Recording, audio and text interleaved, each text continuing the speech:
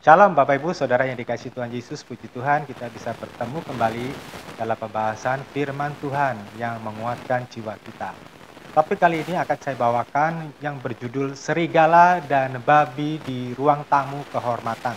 Bapak Ibu Saudara yang dikasihi Tuhan Yesus, saya sering membayangkan seberapa banyak orang yang mempertanyakan pada dirinya sendiri, untuk apa ia diciptakan menjadi seorang manusia? Mengapa kita tidak menjadi seekor ayam atau tikus atau kecoa atau kucing atau serigala atau ular? Dan terus saya juga berpikir dengan pertanyaan yang lain, apakah cukup banyak orang Kristen yang bertanya dalam hatinya, untuk apa menjadi orang Kristen? Mengapa tidak beragama yang lainnya?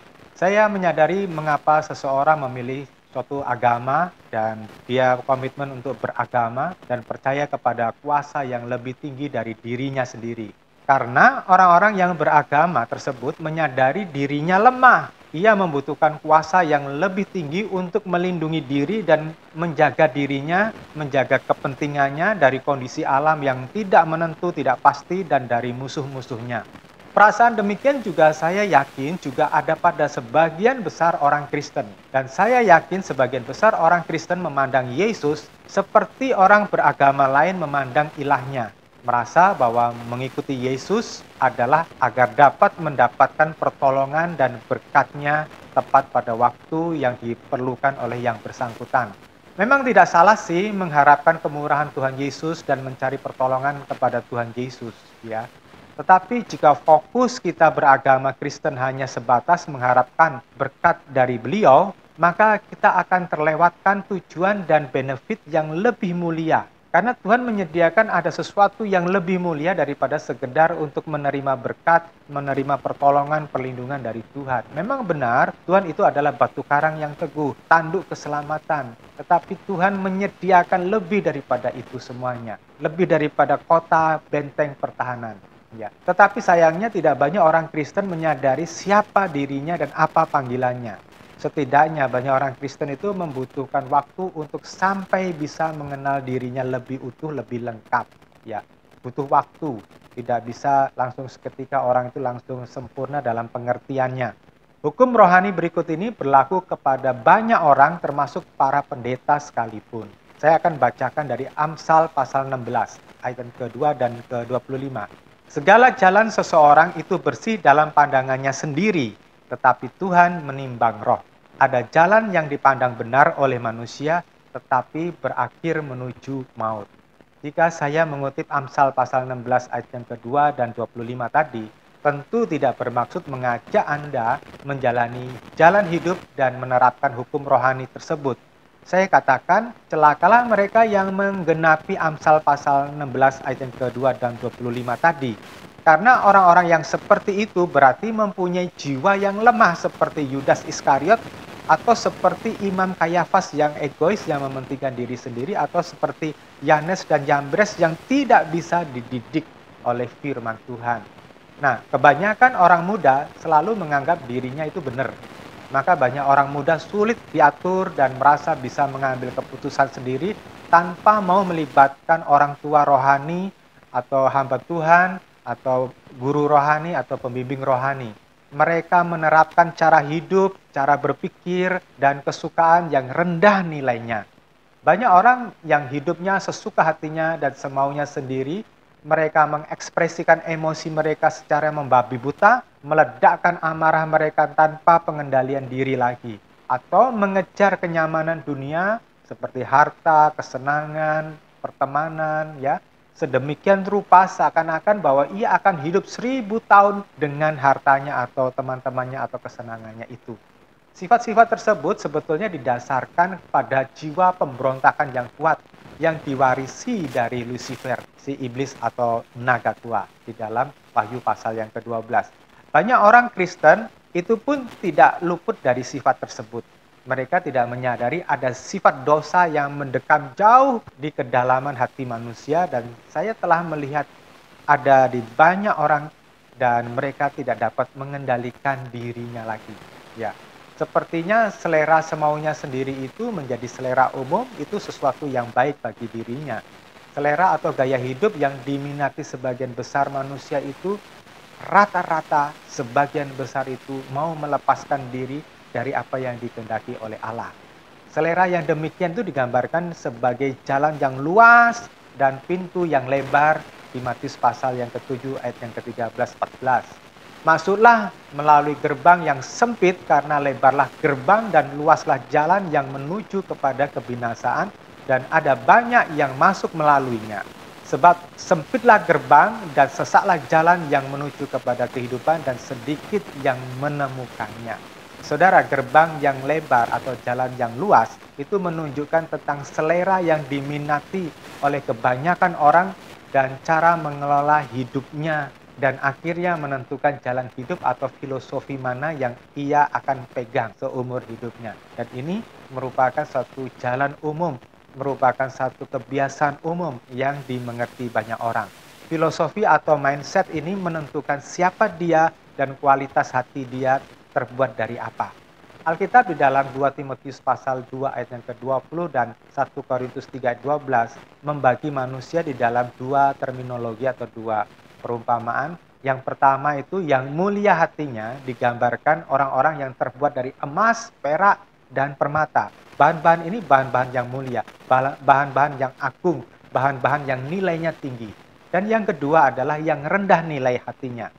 Digambarkan dengan orang-orang yang terbuat dari rumput kering, kayu, jerami, dan tanah liat. Berbicara tentang kualitas hati, bukan menunjukkan apa yang ia dapat peragakan atau dia tampilkan di muka umum semata-mata. Jika patokannya adalah kelakuan baik di muka umum, maka Tuhan Yesus tidak perlu menegur orang-orang Farisi dan ahli-ahli Taurat yang hidup keagamanya itu sudah sangat baik dan di atas rata-rata kebanyakan masyarakat Israel pada waktu itu. Kualitas hati ini ada di kedalaman hati yang paling dalam dan itu yang dilihat oleh Tuhan Yesus. Berbicara tentang kualitas bahan rendahan tadi, yaitu rumput, kayu, jerami di 1 Korintus 3 ayat 13 adalah bahan-bahan yang mudah terbakar, mudah lapuk, mudah dirusak oleh serangga dan jamur. Ini menunjukkan jiwa yang lemah, mudah mengalah pada keinginan daging dan akhirnya terbakar oleh hawa nafsu yang rendah, oleh nafsu kedagingan, keinginan mata dan keangkuhan hidup.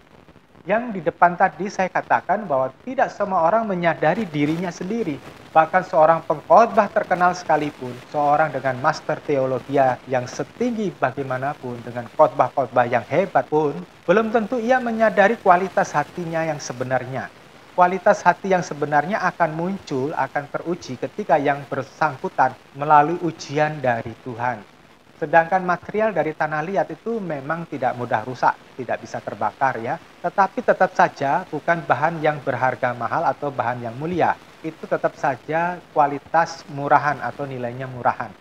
Alkitab mengajarkan bahwa Allah menuntut umatnya memiliki kualitas unggulan. Beliau tidak menerima kualitas yang kacangan, yang rendahan. Pada prinsipnya, yang berhak menilai diri kita masing-masing adalah Roh Kudus. Karena penilaian diri kita atas diri kita sendiri itu sesuai Amsal pasal 16 tadi itu seringkali meleset, ya seringkali tidak tepat. Kita sangat terbatas memahami diri kita sendiri.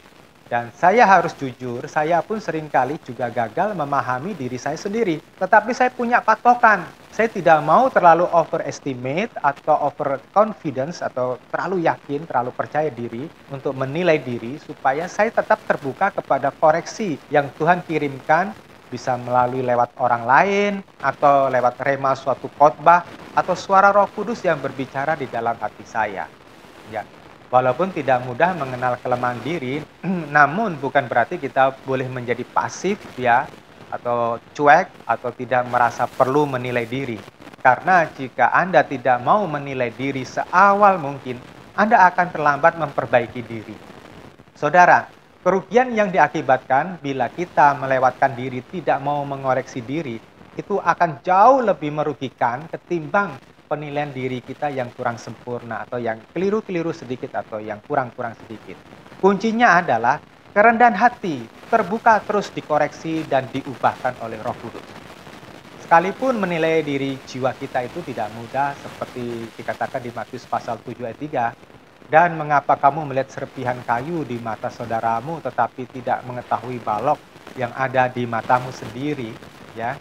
Karena bahaya utama yang kita hadapi itu bila kita tidak mau berubah atau terlambat berubah adalah pertama, Anda akan makin sulit dikoreksi oleh Roh Kudus.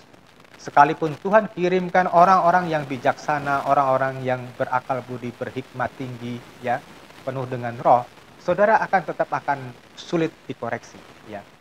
Terus kerugian yang kedua, roh jahat akan dapat menyusup lebih dalam dan membuat benteng dan kubu dalam pikiran kita sebagaimana di 2 Korintus pasal 10 ayat yang keempat dan 5. Karena senjata kami dalam perjuangan bukanlah senjata duniawi, melainkan senjata yang diperlengkapi dengan kuasa Allah yang sanggup untuk meruntuhkan benteng-benteng. Kami mematahkan setiap siasat orang dan merubuhkan setiap kubu yang dibangun oleh keangkuhan manusia untuk menentang pengenalan akan Allah. Kami menawan segala pikiran dan menaklukkannya kepada Kristus. Benteng di sini, di dalam ayat keempat, bahasa Inggrisnya stronghold atau fortress, ya, benteng. Bahasa Yunaninya okiromaton. Nah, ini berbicara tentang tembok-tembok yang dibangun tinggi, yang sulit untuk ditembus, ya, menjadi pertahanan bagi roh jahat, mengendalikan orang tersebut, supaya orang tersebut tidak lagi mengikuti apa yang dikehendaki oleh Tuhan. Sedangkan di ayat yang kelima, siasat itu mempunyai arti lainnya pemikiran atau argumen, computation, logika, dalam bahasa Yunaninya logismos. Ini dibangun oleh iblis untuk mengalihkan perhatian kita dari kebenaran. Ini diciptakan oleh iblis, ya, disusun oleh iblis di dalam kerangka berpikir kita supaya apa? Kita teralihkan dari kebenaran yang sejati. Sedangkan kubu-kubu adalah hal-hal yang tinggi, high things atau barrier, dalam bahasa Yunaninya hypsoma, penghalang, dan ini menghalangi orang menerima kebenaran yang sejati. Namun ada terminologi atau metafor yang lebih kasar daripada kayu, jerami, rumput kering, dan tanah liat, yaitu di dalam Matius 7 ayat 6. Jangan memberikan barang yang kudus kepada anjing-anjing, jangan pula melempar mutiaramu ke hadapan babi, supaya mereka tidak menginjak-injak itu dengan kakinya dan berbalik mencapik-capik kamu.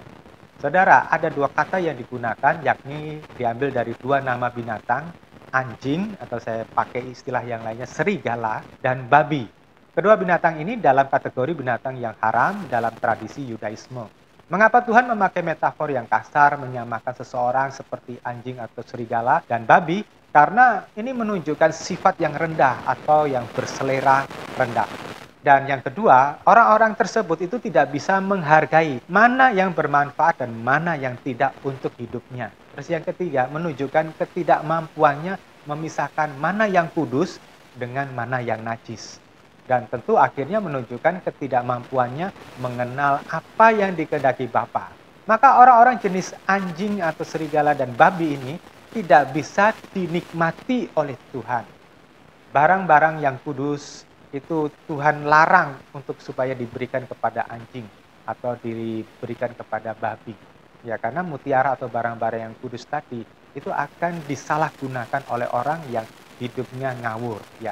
Berbicara tentang kehidupan yang dikehendaki Allah, kehidupan yang kudus, itulah yang harus kita capai. Nah, barang kudus atau mutiara atau harta terpendam tadi juga berbicara tentang kebenaran firman Tuhan yang sejati. Di dunia ini, dunia itu menawarkan banyak yang palsu.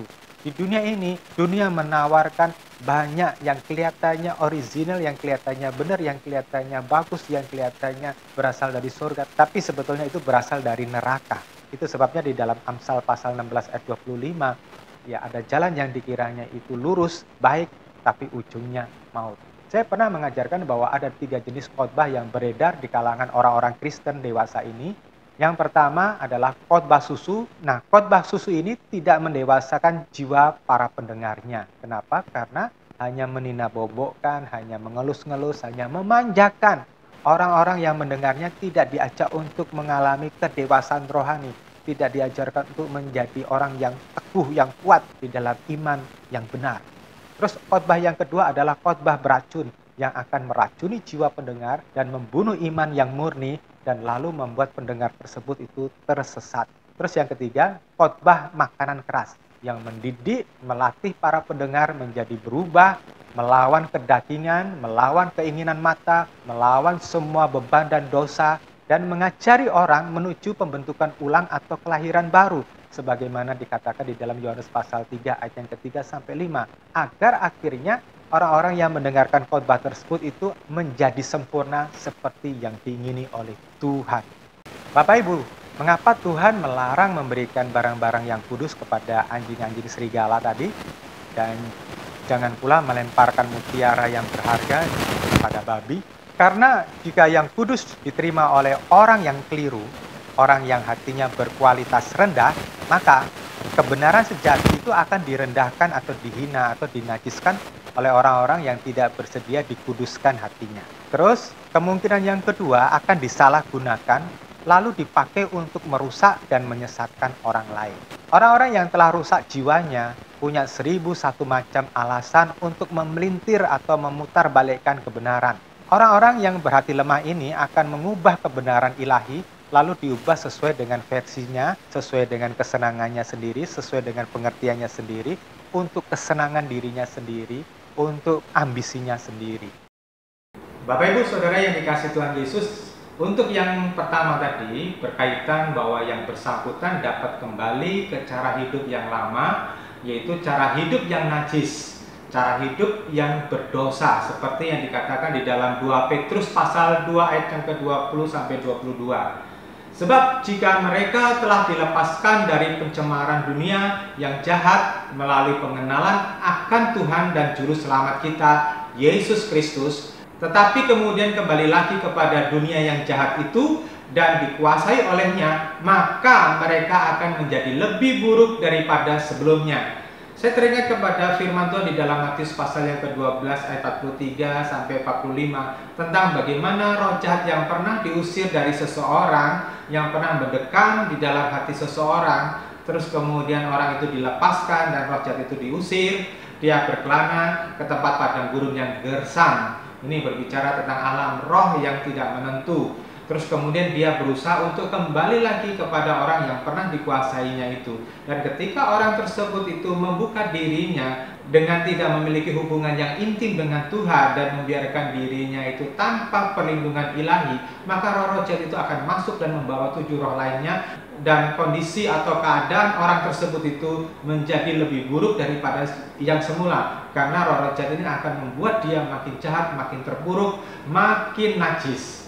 Nah, saudara, jangan melihat pencemaran rohani di sini yang dalam bahasa Inggrisnya pollutions atau tercemar, ya dalam bahasa Yunaninya miasmata, itu hanya berhubungan dengan masalah-masalah moralitas yang kasat mata semata-mata, ya misalnya perzinahan, perjudian, kemabukan, pesta pora, itu bisa dilihat oleh mata.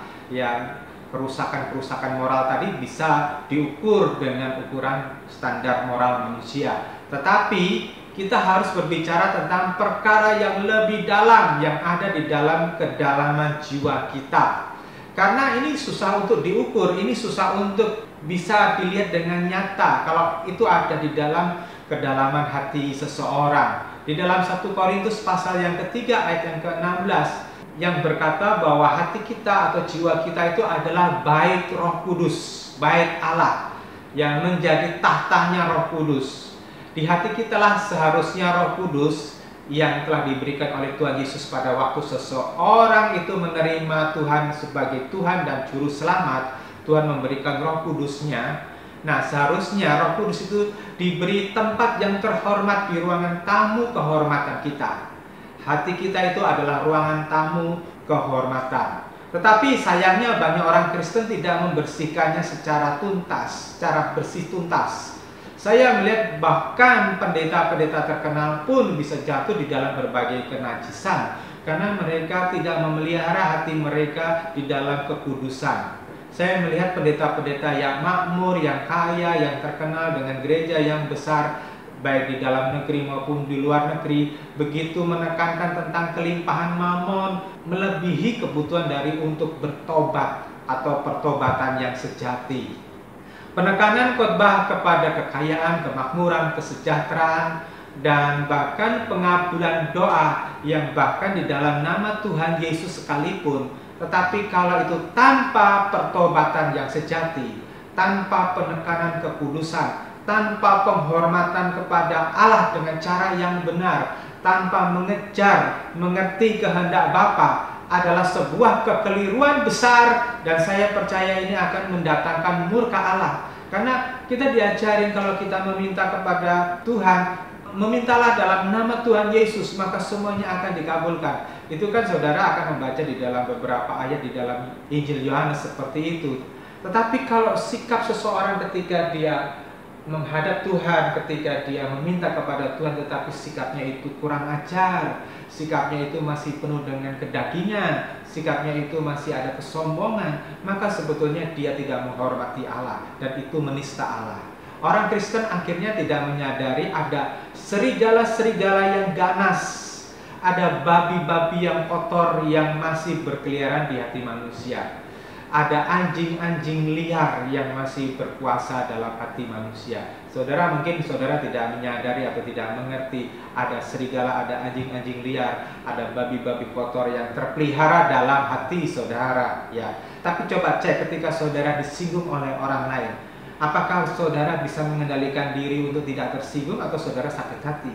Ketika saudara mendengar khotbah yang keras, saudara merasa terusik atau saudara bersyukur, oh saya ditegur, saya diingatkan? Ketika saudara memiliki sesuatu yang lebih daripada yang lainnya, apakah di dalam diri hati saudara itu ada satu kebanggaan, ada rasa sombong, ada rasa pengen pamer kepada orang lain, menunjukkan kelebihannya? Ketika saudara ditipu oleh orang lain, apakah saudara bisa mengampuni atau saudara bisa memaafkannya? Atau sebaliknya saudara mendendam sampai berlama-lama, saudara akan terus ingat kesalahan orang lain itu, ya. Nah, disitulah kita akan bisa melihat ada serigala-serigala ganas, ada anjing-anjing liar dan babi-babi kotor apa tidak di dalam hati kita. Berbicara siapa yang mempesona dirinya, ini sama dengan kita berbicara tentang siapa yang menjadi berhala dalam hidupnya. Saudara jangan bayangkan bahwa berhala itu adalah patung, entah patung dalam bentuk yang kita sebut patung Yesus atau patung yang lainnya, ya, memang itu berhala. Tetapi saudara, berhala itu adalah segala sesuatu yang mempesona hati seseorang, ya. Yang mempesona ini banyak di dunia saat ini. Bisa kehidupan yang gemerlapan, kehidupan yang mewah. Mungkin dia tidak terlalu kaya, tetapi dia memiliki cita rasa yang hanya buat senang-senang dirinya sendiri, tidak peduli sama orang lain, tidak peduli pada masyarakat, tidak peduli pada jiwa-jiwa yang terhilang, tidak peduli kepada keluarga dan sebagainya. Yang penting dirinya puas. Itu adalah berhala salah satunya. Mungkin berhala yang lainnya itu adalah pekerjaan. Dia bekerja, mencari uang, mengumpulkan uang, ya, lembur dan sebagainya, dan tidak peduli kepada Tuhan, tidak peduli Tuhan itu ada apa tidak, yang penting dapat uang yang banyak. Nah, saudara yang dikasih Tuhan Yesus itu juga berhala. Nah, orang yang berhati lemah dan rendah nilainya, maka kemewahan, kesenangan, pertemanan dengan orang-orang yang menyenangkan dia, ya, itu adalah kesenangan duniawi, dan itu adalah berhala di dalam hidupnya. Selanjutnya 2 Petrus pasal 2 ayat yang ke-21, akan lebih baik jika mereka tidak pernah mengenal jalan kebenaran itu, daripada setelah mengenalnya mereka berbalik dari hukum yang suci yang sudah diberikan kepada mereka. Mereka adalah gambaran dari peribahasa yang benar ini, anjing kembali kepada muntahannya sendiri, dan babi yang telah dibersihkan kembali lagi berkubang di lumpur.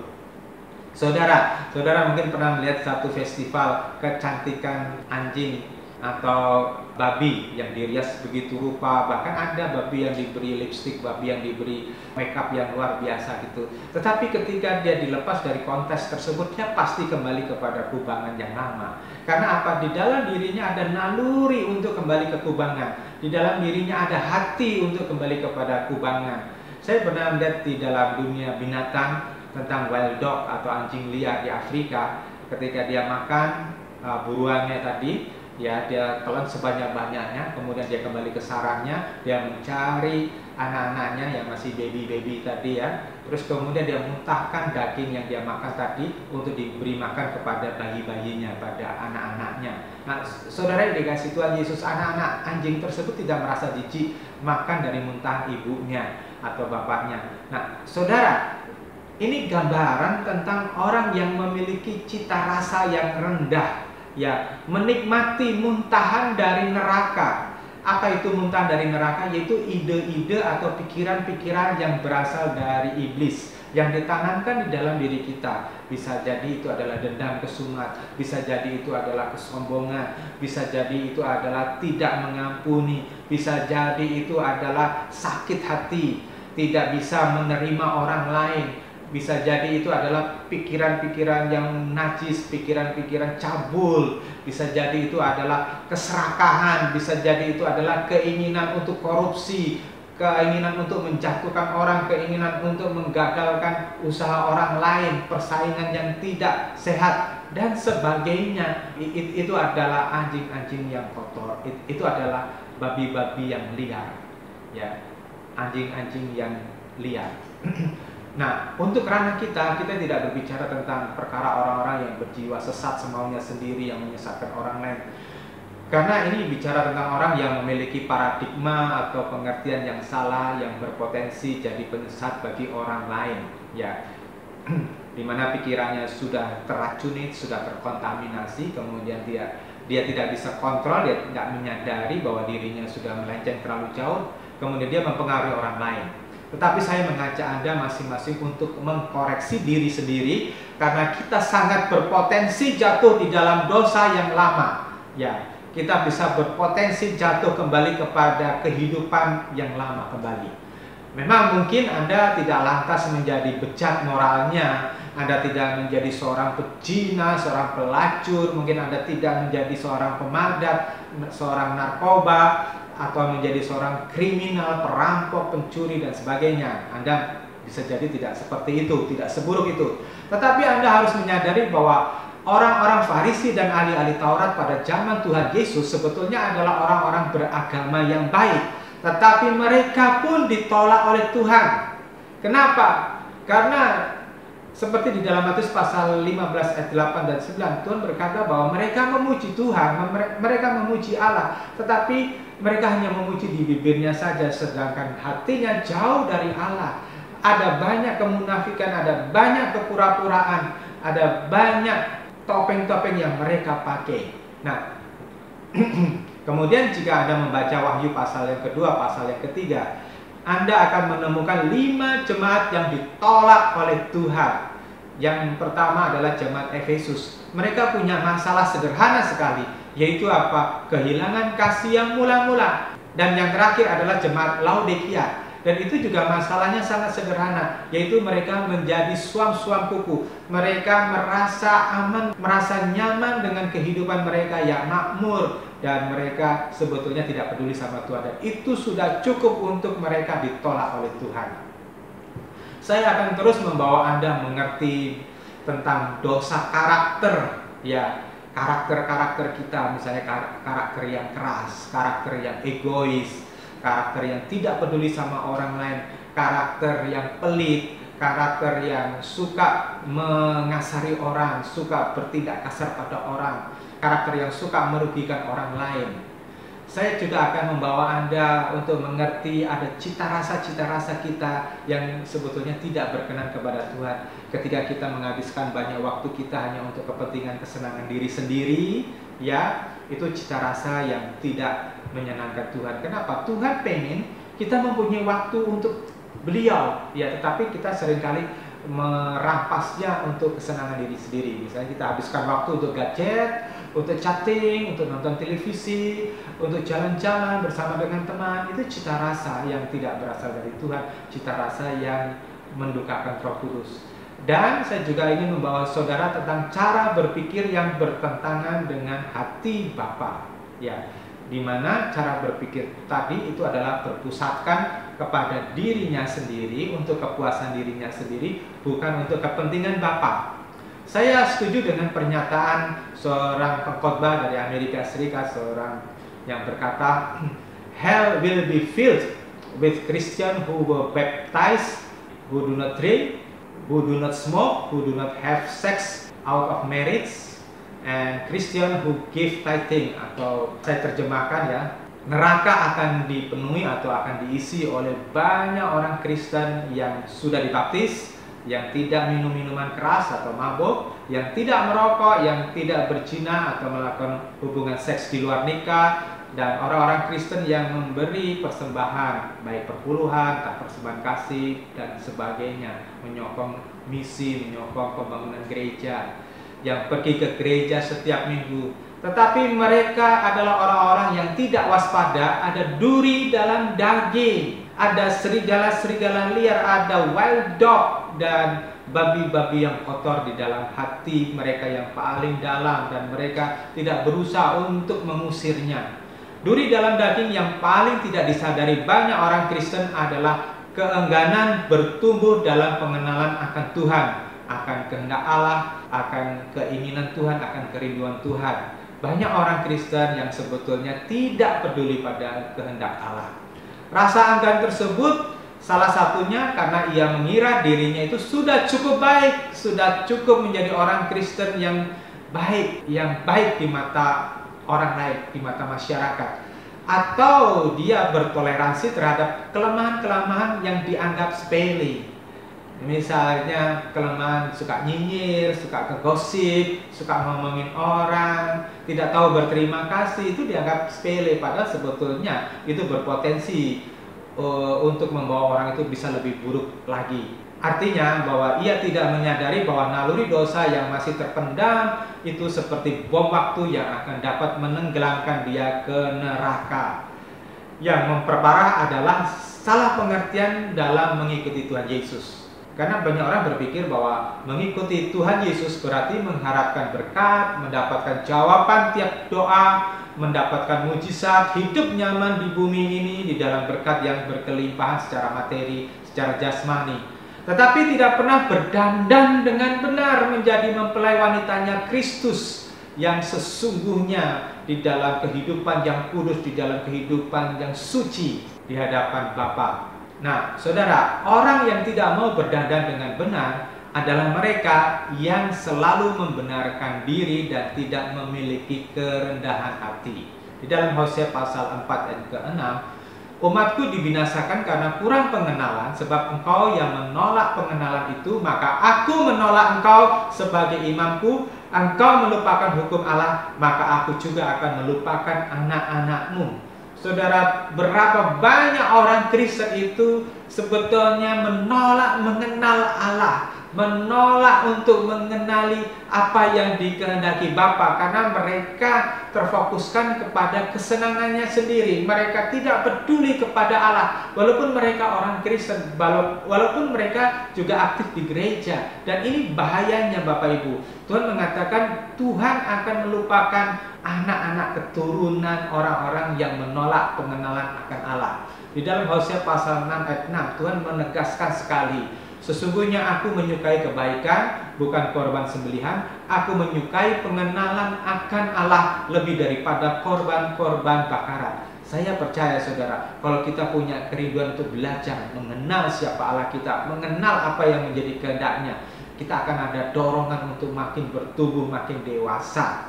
Dan ketika kita belajar firman Tuhan, ketika kita mengenal Tuhan, saudara, yang lain-lainnya itu tidak berarti, tidak menarik lagi saudara. Keindahan dunia ini tidak menarik, uang yang banyak itu tidak menarik, wanita yang cantik itu tidak menarik bagi pria-pria yang mengenal Allah. Dan pria-pria yang kaya, pria-pria yang ganteng, pria-pria yang masa depan cerah kelihatannya pun akan menjadi pria-pria yang tidak menarik bagi wanita-wanita yang telah lahir baru, bagi wanita-wanita yang mencintai Tuhan, yang mengenal Tuhannya. Ya, ketika Anda mempunyai keinginan untuk mengenal Allah, Anda akan punya dorongan untuk terus belajar dan belajar. Nah, mulailah belajar dari apa kelemahan Anda atau duri dalam daging Anda, supaya apa Anda bisa keluarkan, saudara bisa cabut ya. Lalu belajarlah perkara-perkara yang diingini oleh Tuhan. Dengan kata lain, apa yang dapat menyenangkan hati Bapa. Kolose pasal 3 ayat 1. Jika kamu telah dibangkitkan bersama dengan Kristus, carilah hal-hal yang di atas, tempat Kristus berada, duduk di sebelah kanan Allah. Pikirkanlah hal-hal yang di atas, bukan hal-hal yang di bumi. Kenapa? Hal-hal yang di atas itu hal-hal yang mulia, hal-hal yang agung, hal-hal yang indah bersama dengan Bapa, yang tidak ada urusannya lagi dengan keinginan daging, keinginan mata, dan keangkuhan hidup. Ya. Ketika saudara belajar firman Tuhan, ketika saudara belajar mengenal Allah, saudara belajar mengenal hatinya Bapa, itu saudara akan ketemu dengan potongan-potongan kebenaran. Ketika saudara gabungkan menjadi satu, saudara akan melihat sebuah gambar yang indah, gambar yang mulia. Seperti saudara waktu masih kecil dulu diberi mainan oleh papa, mamanya, jigsaw puzzle, ya, itu kan ada kepingan-kepingan gambar. Kemudian saudara tempel-tempel menjadi satu, terus kemudian membentuk sebuah gambar yang lengkap, yang indah. Ya. Nah, demikian juga hidup kita, pencarian kita ini, mencari kebenaran, mencari pengenalan akan Allah. Saudara akan menemukannya ketika semua gambaran itu sudah lengkap.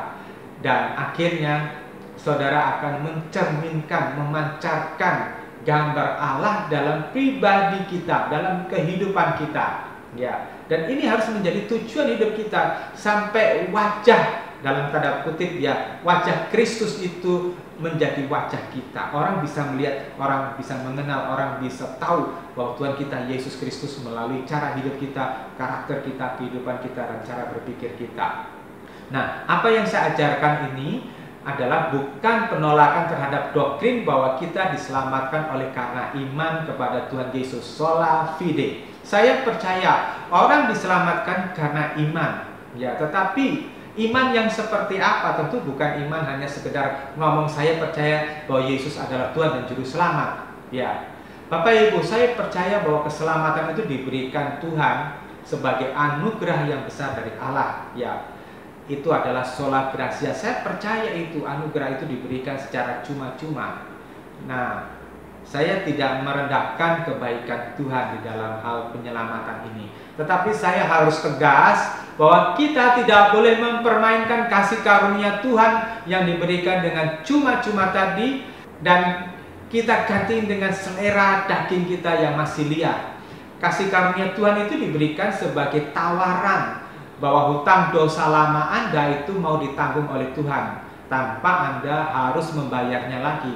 Tetapi bukan berarti Anda boleh seenaknya kembali ke muntahan lama dan ke kubangan yang lama. Saudara harus berhenti dari sifat-sifat yang najis, sifat-sifat yang kotor. Saudara harus berhenti dari kegarangan manusia lama saudara. Di 2 Petrus pasal 2 ayat yang ke-20 sampai 22 tadi, kalau kita kembali kepada kubangan yang lama, kembali kepada sifat yang lama, kembali kepada kedurjanaan, itu adalah penghujatan, blasphemy. Ya, kita harus benar-benar menghormati darah Tuhan dengan cara yang benar, dengan cara yang penuh penghormatan, yakni dengan hidup yang kudus, hidup yang sesuai dengan kehendak Bapa, menyalibkan atau mematikan semua keinginan daging dan semua keliaran yang di dalam hidup kita, dengan kesadaran bahwa hidup Anda bukan milik Anda lagi yang boleh Anda gunakan seenaknya sendiri, tetapi hidup Anda adalah sudah menjadi milik Tuhan. Di dalam 2 Timotius pasal yang kedua ayat ke-21 kita membaca harapan Tuhan supaya kita dapat dipakai menjadi alat Beliau. Itu harapan, itu kerinduan Tuhan ketika Beliau disalib di kayu salib. Itu dalam hatinya berpikir tentang nama Jono, tentang nama Aditomo, tentang nama Firdaus, tentang nama Joni, tentang nama Petrus, Paulus, Timotius, dan sebagainya, supaya apa? Orang-orang ini itu mau dibentuk oleh Tuhan menjadi alat Beliau. Di dalam Yeskiel pasal 22 ayat 30 berulang kali saya mengingatkan tentang tugas kita untuk mempertahankan tembok yang runtuh, mempertahankan negeri ini, berbicara tentang berdoa syafaat, membela orang-orang yang masih di dalam kegelapan, membela orang-orang yang masih di dalam cengkraman iblis, di dalam doa syafaat, di dalam doa yang terus-menerus. Nah, saudara yang dikasih Tuhan Yesus, kalau saudara masih memelihara daging, saudara masih memelihara serigala-serigala buas dan babi-babi kotor di dalam hati saudara, saudara nggak akan bisa bertahan menjadi seorang pendoa-pendoa syafaat. Saudara akan ganti menjadi seorang yang sombong.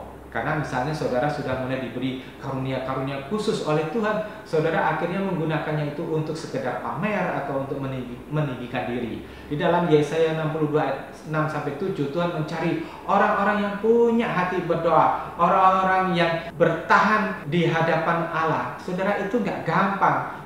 Kalau hanya saudara hanya ikut-ikutan saja orang lain, ya ikut-ikutan orang lain, ya cepat sekali akan bosan saudara berdiri berlama-lama di hadapan Tuhan. Tetapi kalau hati saudara diubah menjadi hatinya Kristus, saudara akan bisa bertahan di dalam doa seperti Tuhan Yesus, bisa berlama-lama di Getsemani, ya.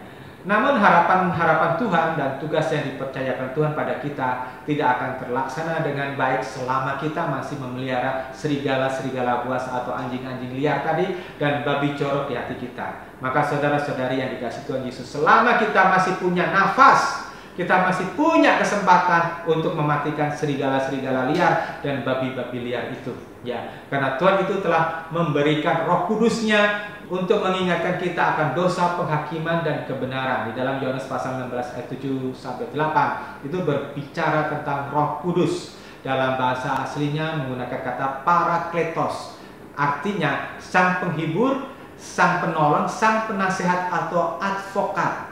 Roh Kudus itu yang akan mengingatkan kita akan dosa, penghakiman, dan kebenaran, ditaruh di dalam hati kita. Saudara, kuncinya cuma satu, rendahkan hatimu di bawah tangan Tuhan kok.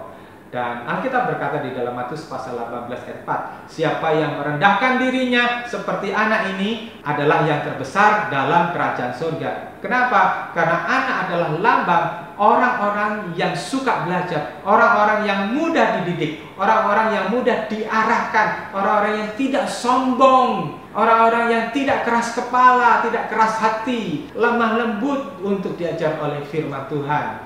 Jangan biarkan diri kita tetap menyimpan karakter serigala dan babi.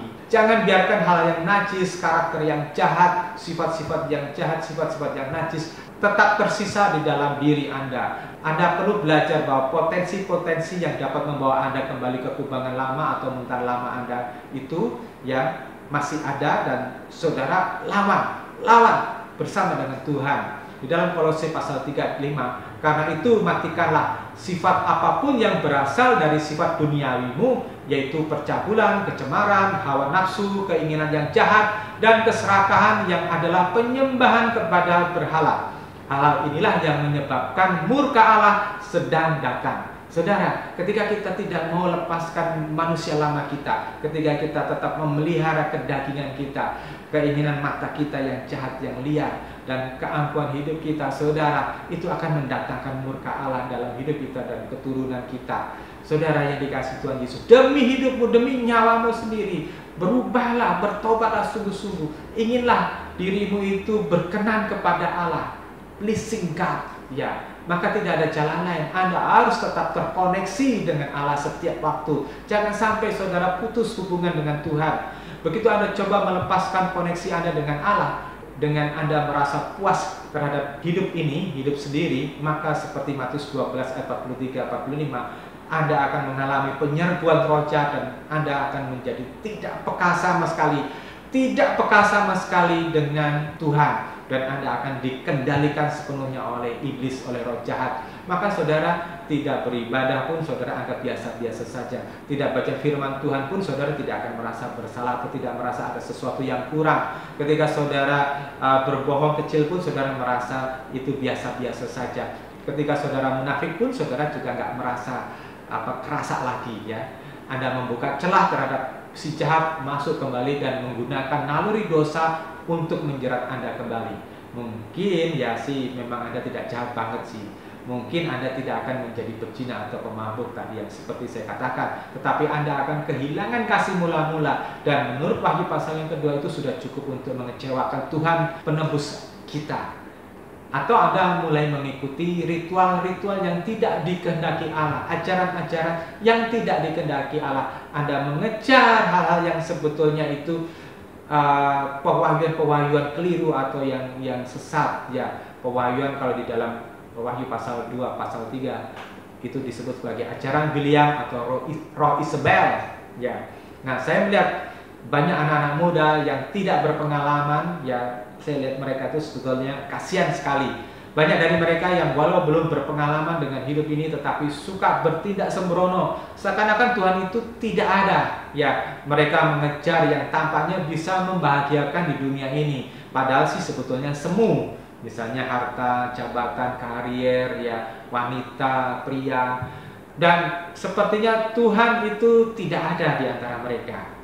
Jarang saya ketemu anak-anak muda yang benar-benar cinta sama Tuhan, yang benar-benar memikirkan kehendak Tuhan. Dan itu sebabnya saya dorong saudara yang masih muda, carilah Tuhan selama masih ada kesempatan.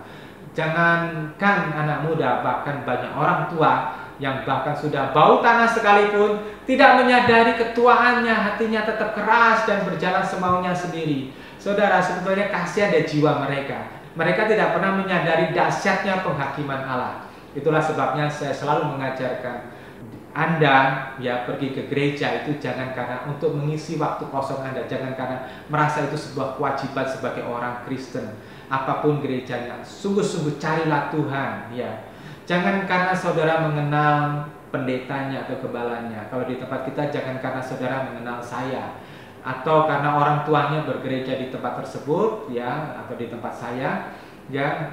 Nah, tetapi saudara sebetulnya belum punya hati yang mengasihi Tuhan.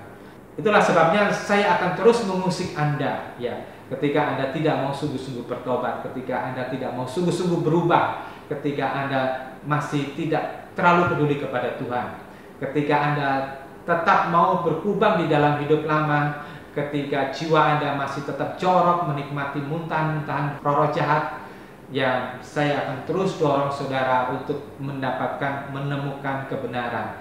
Karena apa? Kasihan ada jiwa Anda nanti pasti akan menderita di dalam kekekalan. Maka selama masih ada kesempatan, mari kita bersungguh-sungguh bertobat ya. Mari ikuti jalan Tuhan dengan sungguh-sungguh sebelum hidup Anda atau anak-anakmu diporak-porandakan oleh iblis. Coba bayangin deh, apa pencapaian tertinggi bagi seorang yang diciptakan sebagai manusia, apalagi sudah dituntun menjadi seorang Kristen.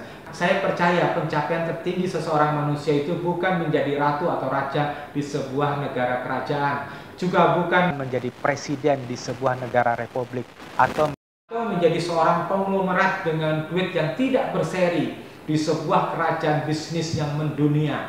Ya, saya percaya pencapaian tertinggi bagi seorang manusia dan seorang Kristen adalah ketika dia ada di hatinya Bapa. Itulah sebabnya selama hidup di dunia ini Paulus mengajarkan kepada Timotius dan juga kepada kita semuanya supaya kita melatih diri kita sehingga berkenan kepada jenderal kita, yaitu Tuhan Yesus Kristus. Di 2 Timotius pasal yang kedua ayat 4-6 kita dinasihati oleh Paulus jadi seorang prajurit yang tidak memusingkan dirinya sendiri tetapi mencari perkenanan kepada Sang Panglima besar kita Yesus Kristus. Dan orang yang bekerja keras seperti petani untuk mengharapkan panen yang baik. Kita bekerja keras di ladangnya Tuhan ya. Dan seperti seorang olahragawan yang bertanding dengan sungguh-sungguh, berlatih olahraga dengan sungguh-sungguh supaya dia bisa memenangkan pertandingan dan mendapatkan mahkota kemenangan. Saudara, rindukan mendapatkan mahkota kemenangan, mahkota kehidupan di dalam kekekalan nanti. Kalau saudara rendah hati, saudara mau dibentuk oleh Tuhan, itu bisa. Tuhan Yesus memberkati. Amin.